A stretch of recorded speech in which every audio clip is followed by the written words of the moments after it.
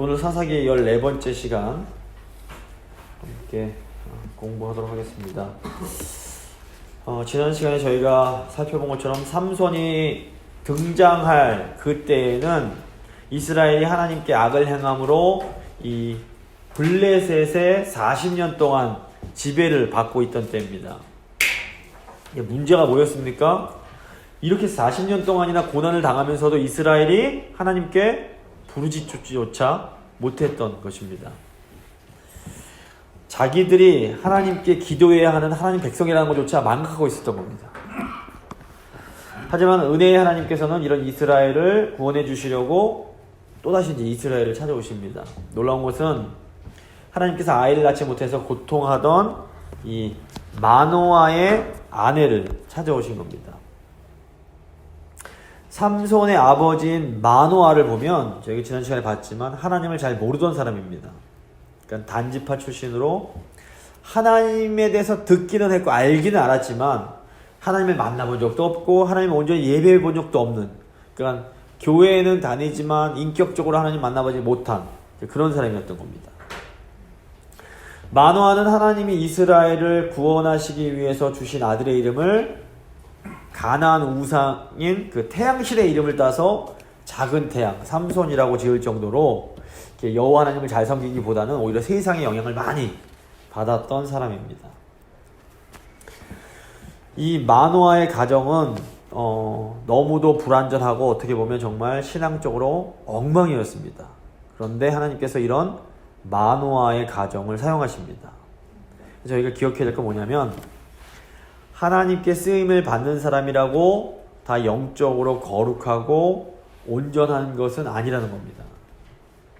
우리가 이 두 개를 잘 분별해야 됩니다. 하나님께서 하나님께 쓰임 받는 사람, 그리고 하나님께서 인정하시는 사람. 하나님께서 인정하는 사람도 쓰임을 받지만 하나님께 쓰임 받는다고 다 인정받는 건 아닙니다. 하나님은 하나님의 백성들을 사랑하시기 때문에 하나님 백성들을 구원하시려고 때로는 타락한 사람들도 사용하십니다. 한국에서 벌써 한 20년쯤 전인데 설교를 너무 재밌게 잘해서 청년들에게 어마어마하게 인기가 좋았던 목사님이 한 분 있습니다. 이 목사님이 너무 설교를 잘해서 아주 작은 교회가 아주 크게 거의 엄청나게 부흥을 성장을 했습니다. 근데 이제 한 몇 년 전에 이 목사가 교인들을 대상으로 여자 청년들을 대상으로 성적인 범죄를 저질렀던 게 이제 드러납니다. 목회자도 인간이고 죄인이기 때문에 연약함이 있을 수 있고 죄도 지을 수 있습니다. 문제는 하나님이 이렇게 죄를 드러내셨는데도 그 목회자가 진정으로 회개를 하지 않은 겁니다. 피해자가 한두 명도 아니고 정말 수없이 많은 여자 청년들이 일관되게 그 목사의 범행을 자백했음에도 그 목회자가 자기의 잘못을 제대로 인정하지도 않고 피해자들에게 제대로 용서를 구하지도 않았습니다. 결국 그 목사가 자기가 이렇게 성장시킨 교회를 사임하고 자숙을, 정말 회개했다면 자숙해야 되는데 그게 아니라 얼마 지나지 않아서 그 교회 근처에다가 새로운 교회를 개척을 해버렸습니다. 놀라운 게 뭐냐면 여전히 많은 교인들이 그 목사를 옹호하고 있는 겁니다. 이 목사를 옹호하는 논리가 뭐냐면 교회가 그렇게 급성장한 것을 보면 하나님께서 그 목사를 사용하신 게 분명하다라는 겁니다. 하나님께서 사용하시는 주님의 종을 우리가 어떻게 함부로 판단할 수 있냐는 겁니다. 이 논리에 뭐가 잘못됐습니까? 하나님께서 하나님의 백성을 구원하시기 위해서 때로 오늘 본문에 나오는 삼손처럼 경건치 못하고 부도덕한 인간도 사용하십니다. 하지만 하나님께서 어떤 사람을 사용하신다고 해서 그 사람이 하나님 보시기에도 의롭다고 인정받을 수 있는 것은 아닙니다. 잘 구분하셔야 됩니다. 물론 인간이 다 죄인이기 때문에 실수도 할 수 있고 잘못도 할 수 있습니다. 죄도 지을 수 있습니다. 성경에 나오는 성군 다윗도 뭐 했습니까? 간음도 저지르고 심지어 그 간음을 감추려고 충성스러운 부하도 살인까지 저지릅니다. 문제는 우리가 이렇게 하나님께서 죄를 드러나게 하시고 죄를 깨닫고 나서 하나님 앞에서 진실되게 회개하고 회개의 열매를 맺으면 됩니다. 그러면 하나님께서 다시 회복의 기회를 주십니다.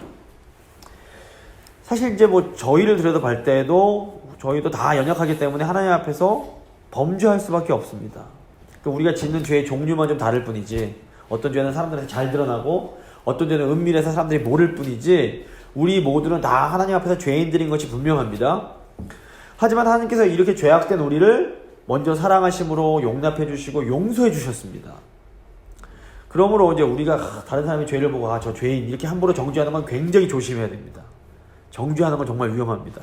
내가 죄인인 건 깨달아야 되지만, 이런 내 죄인인 나를 하나님께서 받아주셨기 때문에 다른 사람의 죄에 대해서 함부로 왈가왈부 말하는 거 조심해야 됩니다. 하지만 하나님께 사용받았다고 해서 그 사람이 곧 하나님께 의롭다고 인정받는 증거는 절대로 아니라는 것도 저희가 분명히 기억할 필요가 있습니다.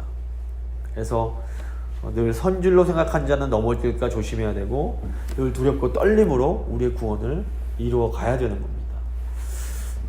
오늘 이제 삼손, 오늘 14장부터 이제 삼손이 어떤 인간인지를 쭉 이제 한번 보겠습니다. 제가 지난 시간에 삼손을 굉장히 어린 시절 좋아했다고 말씀드렸는데, 네, 한번 보겠습니다. 구약 보시면 하나님께서 선택한 사람들이 태어날 때에는 천사가 나타나서 그 탄생을 예고해주는 경우가 많습니다. 삼손이 모태에서부터 하나님께 나실인으로 구별된 자로 이제 그려졌습니다. 삼손을 보면 13절 후반부에 보시면 하나님께서 삼손에게 복을 주시고 축복받으면서 잘 자라났습니다. 그러니까 이스라엘의 구원자들 중에서 하나님의 축복을 받았다라고 기록된 사람은 삼손밖에 없습니다. 하나님께서 심지어 삼손에게 여호와의 영을 부어주십니다. 하나님께 이렇게 특별한 사랑을 받은 사람이라면 최소한 하나님께 좀 충성된 삶을 사는 게 당연해 보입니다. 근데 삼손은 어떻습니까? 정반대의 삶을 살아갑니다. 삼손은 하나님의 뜻과는 전혀 상관없이 오로지 자기 정욕대로, 자기 욕심대로 살아가는 사람이었습니다. 1절, 2절 말씀. 삼손이 딥나에 내려가서 거기서 블레셋 사람의 딸들 중에서 한 여자를 보고 올라와서 자기 부모에게 말하여 이르되 내가 딥나에서 블레셋 사람의 딸들 중에서 한 여자를 보았사오니 이제 그를 맞이하여 내 아내로 삼게 하소서 하매. 자, 하나님의 특별한 선택을 받은 삼손이 이제 처음 무대에 등장해서 했던 일이 뭡니까? 삼손이 블레셋 도시 딥나로 내려갑니다. 보시면 딥나가 이제 블레셋이 지배하고 있던 도시였습니다. 하나님은 삼손의 부모에게 삼손이 장차 이스라엘을 블레셋의 손으로부터 구원해낼 거라고 알려주셨습니다. 정상적이라면 삼손이 적진인 블레셋에 가서 어떻게 해야 됩니까? 블레셋을 물리치고 이스라엘을 구원하는, 보통 사사들은 그렇게 했으니까 그런 행동을 해야 되는 겁니다. 그런데 이 삼손이 블레셋 가서 뭐합니까? 여자를 구경합니다. 그 예쁜 여자를 발견하고 마음에 드니까 부모님께 와서 제가 그 여자랑 결혼하겠습니다 라고 말을 합니다. 근데 이게 단순한 얘기가 아닙니다. 여기서 본다 라는 이 단어는 굉장히 중요한 의미가 있습니다. 성경에서 본다라고 할 때에 단순히 눈으로 뭘 보는 것 그 이상의 의미로 사용될 때가 굉장히 많습니다. 사람의 눈은 우리 마음이 욕망하는 것을 향하게 되어 있습니다. 그래서 무엇을 봐서 좋아하게 되는 경우도 있지만 사실은 많은 경우에 좋아하는 것을 보는 경우가 많습니다. 그래서 이제 책을 좋아하는 사람은 돌아다니면서 뭐부터 보입니까? 책방부터 보입니다. 옷 좋아하는 사람 돌아다니면서 뭐부터 보입니까? 옷이 보입니다. 그래서 창세기 이제 3장 6절을 보시면 여자가 그 나무를 본즉 먹음직도 하고 보암직도 하고 지혜롭게 할 만큼 탐스럽기도 한 나무인지라 이게 나옵니다. 그러니까 하와가 그 선악과를 보니까 먹음직하고 보암직하고 지혜롭게 할 만큼 탐스럽게 보입니다. 그런데 이때는 이미 하와가 뱀의 거짓말에 속아서 그 마음속에 야 이거 선악과 먹으면 좋겠는데 이런 욕망이 생긴 이후입니다. 그러니까 3장 5절 4절 5절 보시면 이미 뱀이 다 속여놓은 겁니다. 마음에 이제 욕망이 선악과가 좋겠는데 하고 보니까 좋아 보이는 겁니다.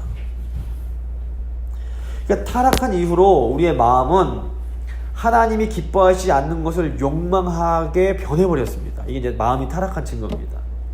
당연히 어떻게 됩니까? 마음이 변했으니까 우리 눈이 그대로 두면 잘못된 마음을 따라서 죄악된 정욕을 바라보게 돼 있는 겁니다.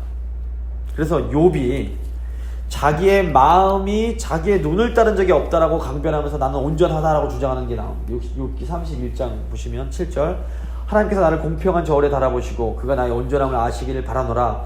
만일 내 걸음이 길에서 떠났거나 내 마음이 내 눈을 따랐거나 내 손에 더러운 것이 묻었다면, 이렇게 말을 합니다. 내 마음이 내 정욕을 따라가는 눈을 따라가 본 적이 없다는 겁니다. 결국 삼손이 지금 블레셋의 도시 딥나에 가서 블레셋 여인을 보았다는 것이 무엇을 의미합니까? 삼손의 그 마음속에 이미 블레셋 여인에 대한 욕심으로, 그 욕정으로 가득해 있었음을 의미합니다. 여인을 욕망하는 마음이 있으니까 우상이 가득한 블레셋 땅에 가서 다른 게 보이지 않고 여자가 보이는 겁니다. 근데 사도행전 17장 보시면 사도 바울이 전도 여행 중에 아테네라는 곳을 갑니다. 잘 아시는 그리스의 아테네입니다. 아덴이라고 되어 있는 성경에는. 이 아테네도 블레셋처럼 우상이 아주 가득한 도시였습니다. 똑같이 우상이 가득한 도시에 갔는데 바울은 삼손과는 전혀 다른 걸 봅니다. 17장 16절, 사도행전 17장 16절입니다.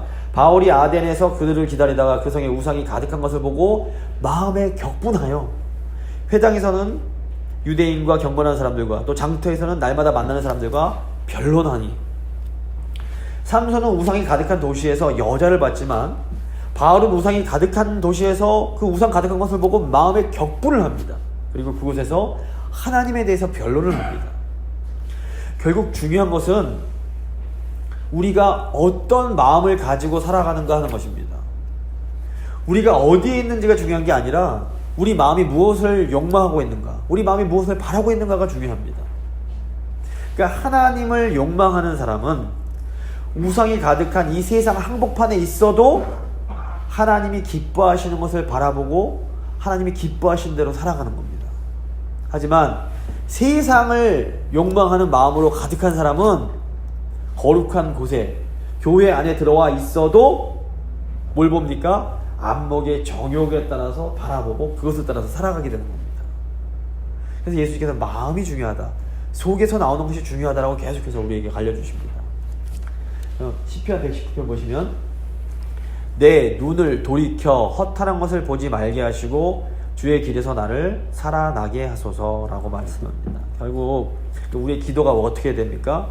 우리의 기도는 우리의 마음이 하나님을 따라서 살게 해달라고 하는 그런 기도가 되어야 되는 겁니다. 새해 하나님께서 우리가 어느 곳에 있든지 간에 믿음의 눈으로 하나님께서 기뻐하시는 것을 바라보며 살게 해달라고 기도할 수 있으면 좋겠습니다.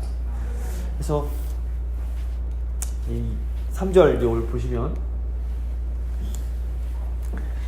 그의 부모가 그에게 이르되 내 형제들의 딸 중에나 내 백성 중에 어찌 여자가 없어서 내가 할례받지 아니한 블레셋 사람에게 가서 아내를 맞으려 하느냐 하니, 삼손이 그의 아버지에게 이르되 내가 그 여자를 좋아하오니 나를 위하여 그 여자를 데려오소서. 이 말만 보면 삼손의 부모가 신앙이 좀 있어 보입니다.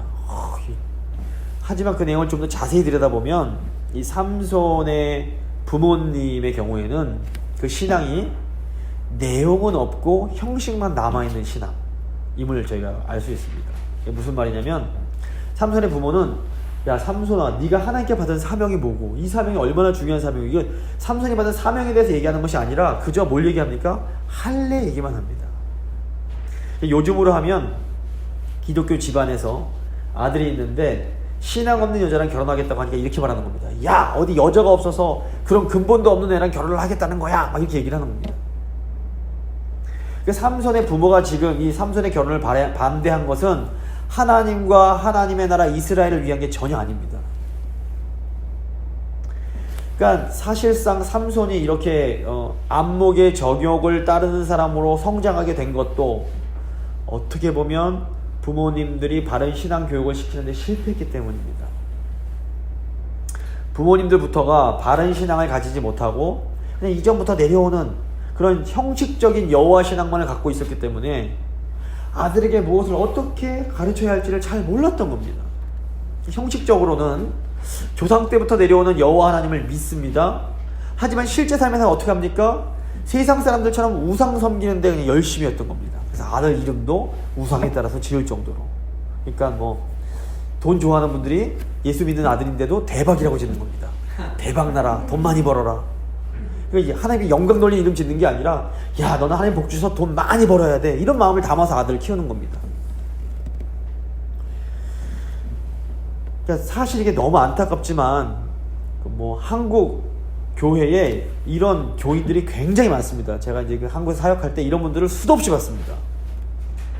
그러니까 제가 지난 이번 주일에 우상 섬기는 그리스도인이라는 이런 용어를 말씀드렸습니다. 우상 섬기는 그리스도인이 뭡니까? 교회는 열심히 다니고 뭐 나름대로 교회 정말 예수님 믿는다고 열심히 노력하기도 하지만 실제 삶에서는 세상 사람들이 섬기는 돈, 자녀, 자기 자신 같은 우상을 더 중요시하면서 살아가는 사람들을 우상 섬기는 그리스도인들이라고 이제 부른다고 말씀드렸습니다. 삼손의 부모님들은 요즘으로 하면 아들을 우상으로 섬기는 그리스도인이었을 가능성이 매우 높습니다. 왜냐하면 너무너무 귀하게 얻은 아들이었기 때문에 아들이 원하는 거라면 그냥 오냐 하며 키웠을 가능성이 거의 확실합니다. 오늘 삼손이 아버지에게 데려오소서 아버지한테 얘기하는 거 보십시오. 어렸을 때부터 아빠 이거 해주세요, 아빠 가지고 오세요, 이렇게 평소에 얘기했던 겁니다. 그 창세기 보시면 아담과 하와가, 제가 창세기 성경 공부할 때 말씀드렸었는데, 첫째 아들을 가인도 아주 그냥 애지중지하면서 키워서 가능성이 매우 높다고 말씀드렸습니다. 이제 하나님께서 약속을, 여인이 낳은 아들이 뱀의 머리를 밟을 것이다, 이제 이렇게 예언을 주셨는데, 말씀 주셨는데, 이 말씀의 약속의 아들이 가인이라고 생각했기 때문에 가인이 우리를 구원해 줄지 몰라 하면서 가인을만 애지중지 키웠던 겁니다. 가인 보시면 자기를 참지를 못합니다. 자기 자아를, 자기가 하고 싶은 거대로 안 되면 참지 못하고 울그락불그락 동생을 죽일 정도로 절제가 안 되는 인간이 된 겁니다. 그래서 사랑한다고 무조건 다 받아주는 것은 절대로 성경적인 양육 방법이 아닙니다. 아이들이 원하는 대로 다 해주는 것은 사랑하는 아이들을 가인과 삼손처럼 망나니로 키우는 지름길인 겁니다. 그렇다고 아이들에게 너무 이거 하면 안 돼, 저거 하면 안 돼, 넌 이것만 해야 돼, 이렇게 너무 규제를 많이 하면 이것도 애들을 숨막히게 해서 망치는 방법입니다. 그럼 어떻게 해야 될까요? 사도 바울이 가르쳐주는 자녀교육의 원리가 있습니다. 에베소 6장 4절. 또 아비들아, 너희 자녀를 노엽게 하지 말고 오직 주의 교훈과 훈계로 양육하라. 자, 주의 교훈과 훈계로 하나님 말씀대로 양육하겠다고 애들을 노엽게 만들면 안 됩니다. 이거 하면 안 돼, 저거 하면 안 돼, 너무 못하게 만들면 애들이 화를 냅니다. 안에 분노가 자라납니다. 반면 또 자녀 노엽게 하지 않겠다고 주님 말씀대로 키우지 않는 것도 아주 위험합니다. 지혜로운 균형이 필요합니다. 그러니까 하나님의 말씀에 따라서 아이들에게 넘어서 안 되는 아주 기본적인 틀, 정직과 순종과 하나님 기뻐하시는 틀은 분명히 줘야 됩니다. 하지만 그 기준 안에서는 아이들이 실수하면서 배우고 성장할 수 있는 기회를 자꾸 부여해 줘야 됩니다. 지금 어른들 많이 계신데 제가 예를 이제 들려드리기 위해서 죄송하지만 저희 가정 쪽 저희 아이를 어떻게 하는지 적용하는 부분을 좀 말씀드리겠습니다. 개인적으로 저희 집에서 가장 중요한 영적 기준은 순종과 정직입니다. 그리고 생활면에서 강조하는 기준은 인사와 형제후회입니다.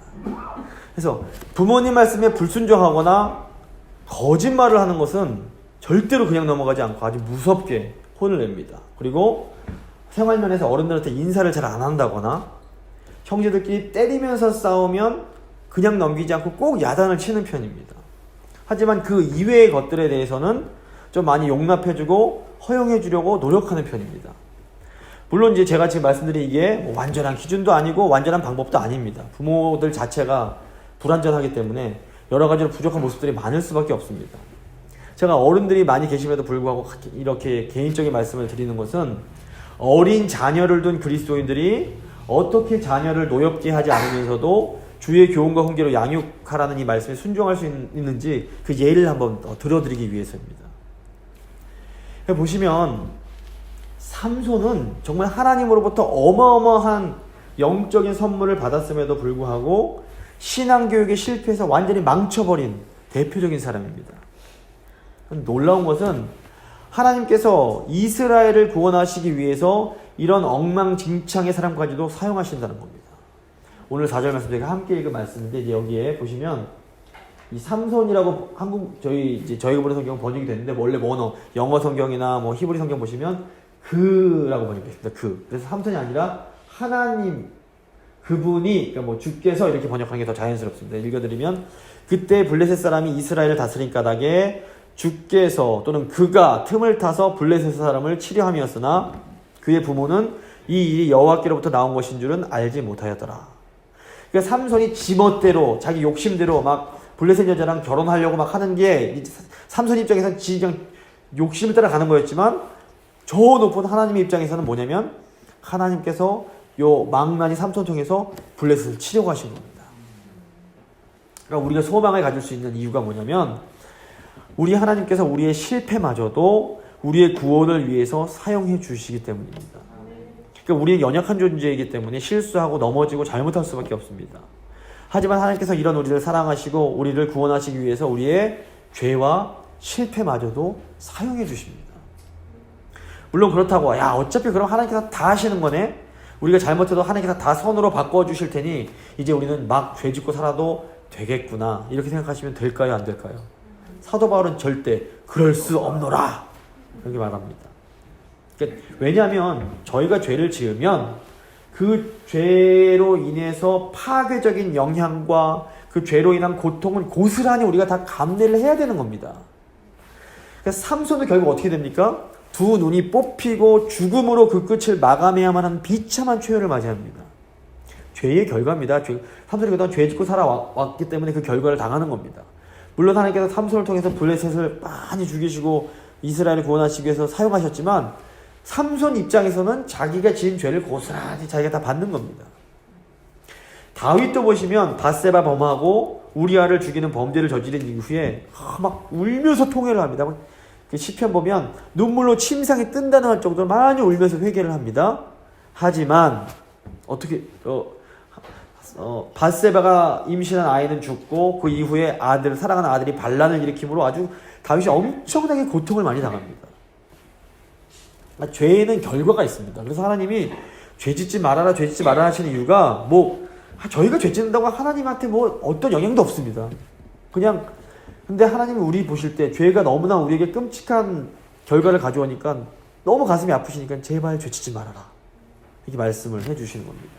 그래서 우리가 그동안 잘 몰라서 또 알지만 너무 우리가 연약해서 지은 죄가 있을 수 있습니다. 어떻게 해야 됩니까? 다윗처럼 하나님께 정직하게 회개하고 울면서 돌이키면 됩니다.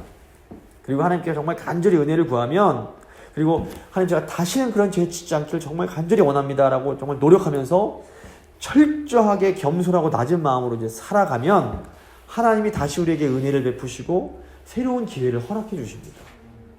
그게 예수 믿는 사람들의 특권입니다. 근데 이제 이 죄 지으면 좀 어때? 하나님이 다 해주실 때 이거는 하나님을 잘 모르는 성경을 잘 모르는 아주 무지한 사람들이 어리석은 사람들이 이런 생각하는 겁니다. 그래서 십자가에 달려서 죽은 그 강도를 막 부러워하면서 저 사람 죄질 거 다 짓다가 마지막 순간에 회개하고 딱 천국 가니 얼마나 좋아. 제일 바보 같은 소리가 이 소리입니다. 죄에 져본 사람은 그 죄에 깊이 들어가 본 사람은 그런 소리 절대 못합니다. 하나님 은혜에 딱 돌아오고 나서는 그 죄가 너무 역겹고 싫고 끔찍하기 때문에 그런 소리 못하는 겁니다. 죄 안 짓고 이렇게 일평생 하나님 뜻 안에 살아신 거 이게 어마어마한 축복이라는 걸 기억하시면서 감사하셔야 됩니다. 자, 이제 정욕의 추구 삼손이 어떻게 살아가는지 보겠습니다. 5절입니다. 삼손이 그 부모와 함께 딥나에 내려가서 딥나의 포도원에 이른즉 어린 사자가 그를 맞아 소리지르는지라. 삼손의 부모님은 절대로 아들을 이길 수 있는 분들이 아니었습니다. 결국 삼손은 자신의 적용에 따라서 블레셋 여인과 결혼하려고 부모님 모시고 딥나로 내려갑니다. 그런데 딥나에서 삼손이 포도원에 도착하자 사자가 갑자기 나타나서 소리를 지릅니다. 근데 여기서 왜 사자가 나왔을까요? 어쩌면 삼손이 포도원에 접근하는 것을 막기 위해서였을 가능성이 있습니다. 삼손이 어떤 사람입니까? 태어날 때부터 나시린으로 구별된 사람입니다. 민수기 6장 보시면 나시린은 포도나무에서 나오는 건 다 금지입니다. 포도주도 금지, 포도도 금지, 왜냐면 포도는 다 금지입니다. 그래서 삼손의 어머니도 삼손을 임신했을 때 포도와 관련된 것들은 모두 멀리해야 했습니다. 그런데 삼손이 지금 어떤 사람입니까? 하나님이 금지하신 것 따위 신경 전혀 안 쓰는 사람입니다. 아주 담대한 사람입니다. 이렇게 보십시오. 삼손이 여호와의 그 신의 영에게 크게 감동되어 손에 아무 것이 없어도 그 사자를 염소 새끼를 찢음같이 찢었으나 그는 그 행한 일을 부모에게도 고하지 아니하였고 그가 내려가서 그 여자와 말하며 그를 기뻐하였더라. 정말 대단한 사람입니다. 놀라운 것은 이때에도 삼손이 여호와의 영에 크게 감동이 되었다는 겁니다. 이게 뭘 의미하냐면 삼손은 하나님이 주신 힘으로 맨손으로 사자를 찢어버립니다. 어마어마한 힘입니다. 맨손으로 사자를 찢어버리는 이 행동 자체는 모든 사람들을 깜짝 놀라게 할 만한 놀라운 능력이 분명합니다. 그런데 이런 하나님의 능력이 나타난다고 해서 삼손이 지금 하나님의 뜻대로 행하고 있는 것은 또 전혀 아닙니다. 삼손이 자기 정욕에 따라서 이방 여인과 결혼하려고 할 때에 하나님께서 정말 어르렁대는 사자를 보내서 경고를 주십니다. 근데 삼손은 이런 하나님의 경고 따위는 아랑곳하지 않고 하나님이 주신 힘으로 하나님의 경고를 무시해버립니다. 이 과정에서 삼손은 나실인으로서 절대로 하면 안 되는 행동을 또 하게 됩니다. 나실인은 포도와 관련된 것만 표현하면 되는 게 아니라 동물과 사람의 시체를 만지면 안 됩니다. 우연이라도 모르고라도 나실인이 시체와 접촉을 하면 머리카락을 다, 몸에 있는 털을 다 밀고 성막을 찾아가서 제물을 바치고 8일 동안 정결 예식을 치러야 하는 겁니다. 그래서 민수기 6장 보시면 이 내용이 쭉 나옵니다. 삼손이 사자를 찢어서 죽인 후에 부모님한테 그 일을 말하지 않는다고 나왔습니다. 이유가 뭘까요? 삼손도 부모님께 계속 귀에 막 기도록 너는 포도주 먹으면 안 되고 머리털 자르면 안 되고 넌 나실이니까 이거 하면 안 돼 들었을 겁니다. 그런데 이제 사자를 찢어버렸으니 죽은 걸 만진 게 된 거 아닙니까? 근데 이거 하고 나면 이제 뭐 여러 가지 복잡해지는 겁니다. 자기 이제 빨리 여자한테 가야 되는데. 그래서 하나님은 이 삼손 지금 마음속에 하나님 말씀에 순종하는 것 따위에는 전혀 관심이 없습니다. 일평생 삼손 요즘으로 치면 교회에서 자라나는 겁니다.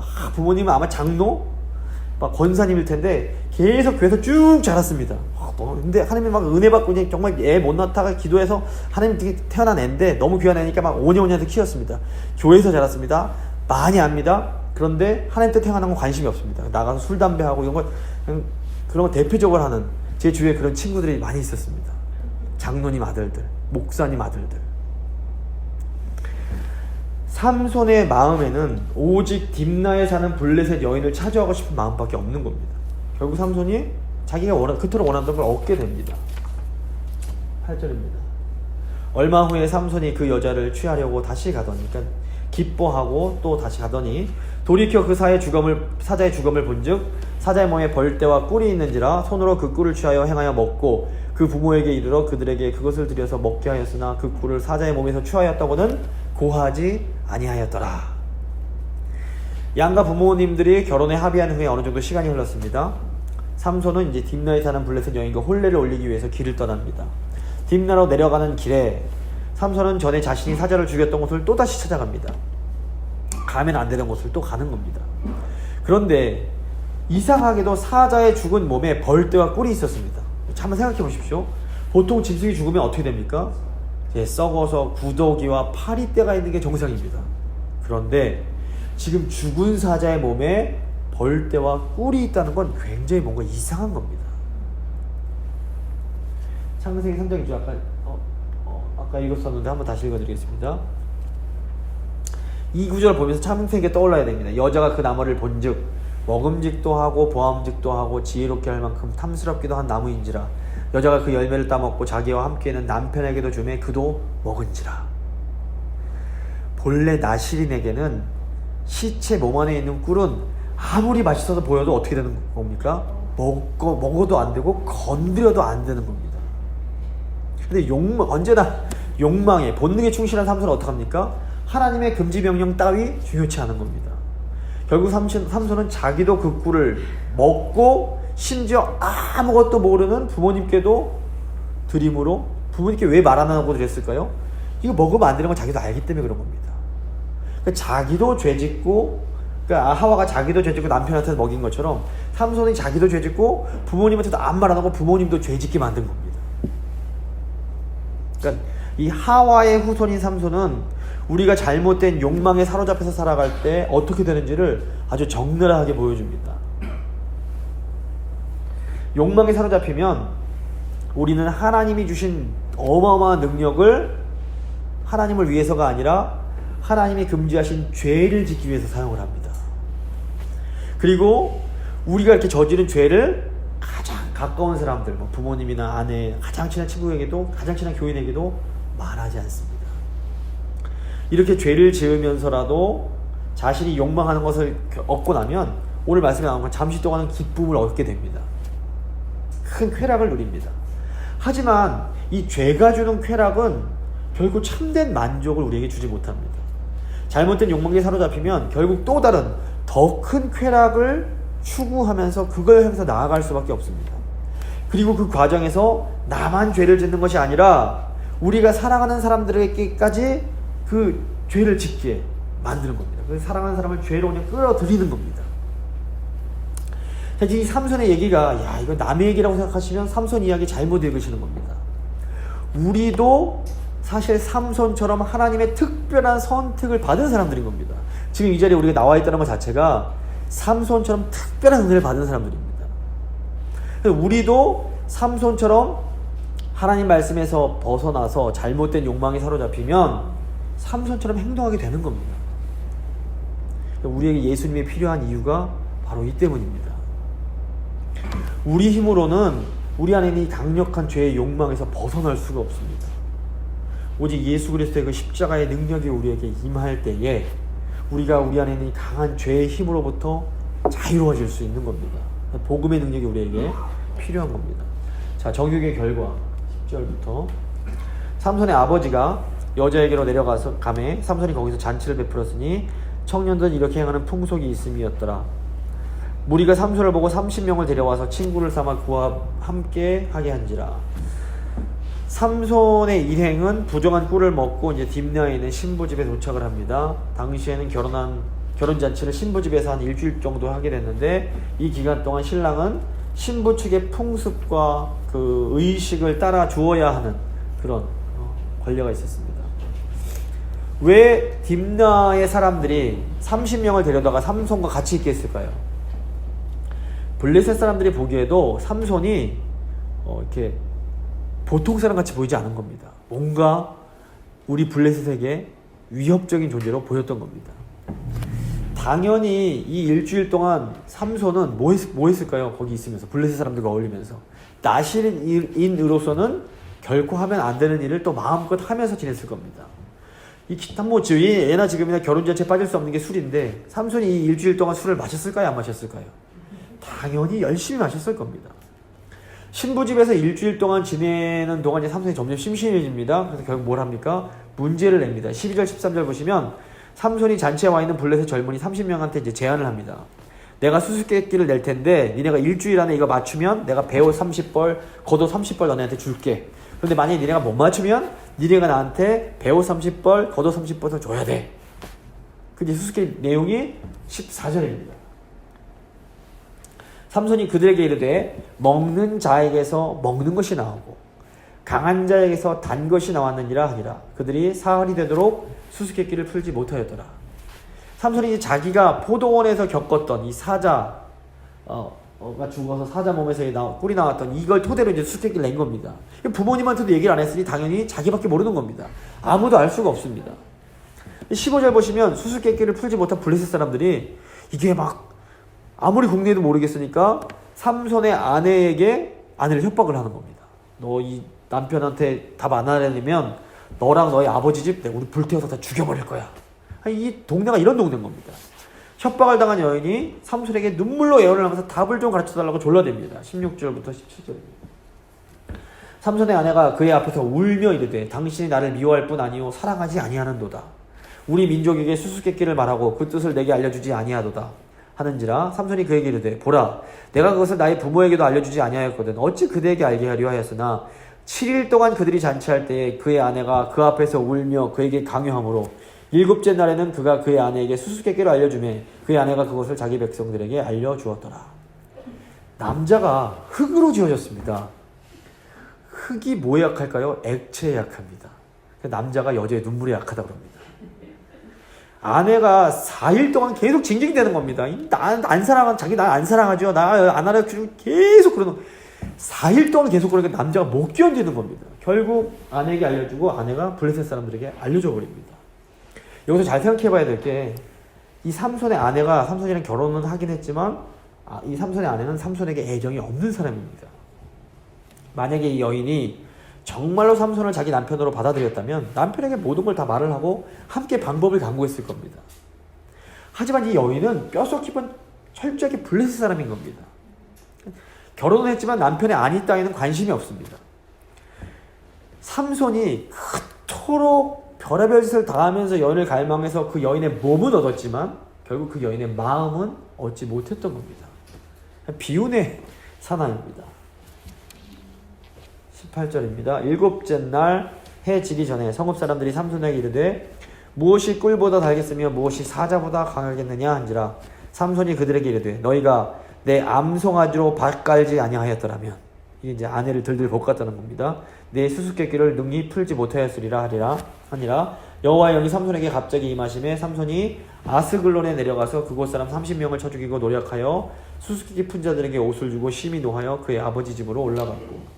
아스글론이 여기 있는 겁니다. 지금 김나에서 이쪽으로 내려가고 다 이제 블레셋 지역인데, 이제 하나님이 큰 그림에선 삼손이랑 블레셋 사람들은 갈등을 겪게 하시는 겁니다. 서로 미워할 수 있도록 만드는. 결국 딥낫 사람들이 삼손의 수수께끼를 마쳤고 삼손이 이제 이 아스글론에 가서 30명을 쳐 죽이고 옷을 가져다 준 후에 화가 나서 그냥 아내를 친정에 내버려 두고 아버지 집으로 올라가 버립니다. 삼손이 블레셋 사람들을 때려 죽일 때 여호와의 영이 또 삼손에게 임합니다. 그러니까 삼손은 하나님 보시면 삼손이 하나님을 위해서라거나 또는 자기 민족 이스라엘을 위해서 블레셋 사람들과 싸운 게 결코 아닙니다. 오로지 그냥 자기의 그 개인적인 그 어떤 자기 실수에 대한 책임을 지기 위해서 그냥 화가 나서 행동한 것 뿐입니다. 하지만 하나님은 이 모든 과정에서도 이 연약한 말썽꾸러기 삼손을 통해서 하나님의 뜻을 이루어 가십니다. 그래서 이 세상을 보시면 정말 악인들이 판을 치고 정말 못된 인간들이 자기 뜻대로 행동하는 것처럼 보일 때가 많습니다. 하지만 하나님께서는 여전히 그 가운데서 신실하게 역사하고 계십니다. 그러므로 우리는 이렇게 주위에서 악한 자들이 판치는 거 보면서 절대로 낙심하거나 좌절해서는 안 됩니다. 이 삼손의 모습은 잘못된 욕망을, 하나님의 백성이, 하나님의 선택받은 특별한 하나님의 백성이 잘못된 욕망을 추구하면서 살아갈 때 어떻게 되는지를 보여주는 대표적인 본보기입니다. 20절. 삼손의 아내는 삼손의 친구였던 그의 친구에게 준바되었더라. 결국 삼손이 그토록 얻기를 간절히 바랬던 그 여인은 다른 사람의 아내가 되어버립니다. 하나님의 백성들이 잘못된 욕망을 추구하면서 살아가면 도리어 자신이 그렇게 간절히 원하는 것을 잃어버리게 됩니다. 우리가 삼손처럼 잘못된 것을 욕망하면 결국 우리가 정말로 간절히 원하는 것을 잃게 되기 쉽습니다. 이게 오늘 삼손 이야기가 저에게 주는 교훈입니다. 그런데 감사하게도 우리는 하나님의 은혜로 삼손처럼 살지 않을 수 있습니다. 가능성이 있습니다. 우리 힘으로 하려고 하면 삼손처럼 될 수밖에 없습니다. 우리가 다 죄인들이기 때문에 우리 힘으로 안 됩니다. 우리는 아무리 내 힘으로 해보려고 해도 결국 죄를 따라 갈 수밖에 없습니다. 그런데 이런 우리를 위해서 우리 예수님께서 오셨습니다. 로마서 8장 3절 4절입니다. 율법이 육신으로 말미암아 연약하여 할 수 없는 그것을 하나님은 하시나니 그 죄로 말미암아 자기 아들을 죄 있는 육신의 모양으로 보내어 육신의 죄를 정하사 육신을 따르지 않고 그 영을 따라 행하는 우리에게 율법의 요구가 이루어지게 하려 하심이니라. 예수님께서 오셔서 연약하여 죄악된 욕망대로 살 수밖에 없는 우리를 위해서 십자가를 져주신 겁니다. 그러니까 우리가 믿음으로 예수님께서 십자가에 사신 이 사역을 감사함으로 받아들이면 우리 안에 계신 성령께서 우리가 잘못된 이 세상의 정욕이 아니라 하나님 기뻐하시는 하나님의 뜻대로 살아갈 수 있도록 우리를 도와주십니다. 이것이 바로 우리가 세상에 자랑할 수 있는 복음의 능력입니다. 그러니까 우리 힘으로는 절대로 죄를 이길 수가 없습니다. 하지만 우리가 성령 안에서 예수 그리스도를 의지할 때에 하나님께서 우리가 하지 못하는 그것을 할 수 있게 해주시는 겁니다. 이게 그리스도인의 진정한 능력입니다. 오늘 말씀 마무리 짓겠습니다. 삼손은 사실 우리의 거울입니다. 우리의 어두운 면을 아주 잘 보여주는 거울입니다. 삼손 보시면서 이 삼손 못된 놈 이게 아니라 이거 나도 조심하지 않으면 삼손처럼 되겠구나 이렇게 생각하셔야 됩니다.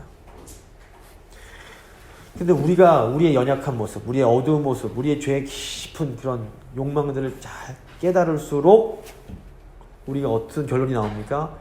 정말 우리에게는 오직 예수님밖에 없구나. 예수님이 아니시면 우리는 정말 망하겠구나. 이런 결론이 나는 겁니다. 근데 예수님이 우리를 위해서 죽으셨고 우리를 사랑하시고 우리가 지금 예수님을 믿음으로 우리의 성령을 받았습니다. 우리는 믿음으로 순종하면 삼손 같은 이런 비참한 인생이 아니라 정말 하나님 기뻐하시는 제자의 삶, 하나님께 영광 돌려드리는 아름다운 삶을 살아갈 수 있는 특권을 받은 사람들입니다. 이게 감사할 일이고 새해에 그래서 저희가 하나님 이 삼손 이 반면교사 삼으셔서 하나님이 어리석은 삼손처럼 정욕대로 사는 것이 아니라 정말 성령으로 충만해서 하나님이 기뻐하시는 정말 복된 삶, 하나님 기뻐하시는 삶, 정말 복의 통로가 되는 그런 삶을 살아가는 이 한 해가 될 수 있도록 주님 저희 한 명 한 명, 저희 가정, 저희 교회, 저희 모든 성도님이 되실 수 있도록 주님 도와주시옵소서. 한번 간절히. 거룩하신 하나님, 어리석은 삼손의 모습 속에서 저의 연약함을 보게 됩니다. 주님, 저희가 정신 바짝 차리지 않으면 아버지 삼손처럼 아버지 어리석게 행동할 수밖에 없음을 정직하게 고백합니다. 이런 구제불능의 저희를 위하여 2000년 전에 예수님께서 오셨습니다. 하나님이신 분께서 이 땅에 오셔서 고난당하시고 십자가에서 죽으심으로 저희를 이 죄의 권세로부터 해방시켜 주셨습니다. 이제 아버지 저희가 예수님께서 보내주신 그 성령 안에서 아버지 삼손처럼 살지 아니하고 하나님을 기뻐하시는 삶을 살 수 있게 되었음에 감사를 드립니다. 하나님 저희 힘으로 할 수 없습니다. 성령께서 도와주셔야만 합니다. 그래서 아버지 새해에는 저희 모든 성도님들 한 분 한 분 성령으로 충만하여서 하나님이 기뻐하시는 아름다운 삶, 거룩한 삶, 복된 삶 사실 수 있도록 주여 함께하여 주시옵소서. 그래서 그 삶 가운데에 아름다운 그리스도의 향기가 나며 많은 사람들을 예수 그리스도께로 돌아오게 하는 아름다운 별과 같은 인생들이 다 될 수 있도록 주여 저희와 함께하여 주시옵소서. 제게 소망의 새해를 허락해 주신 하나님께 감사드리며 귀하신 우리 주 예수 그리스도의 이름으로 기도드립니다. 아멘.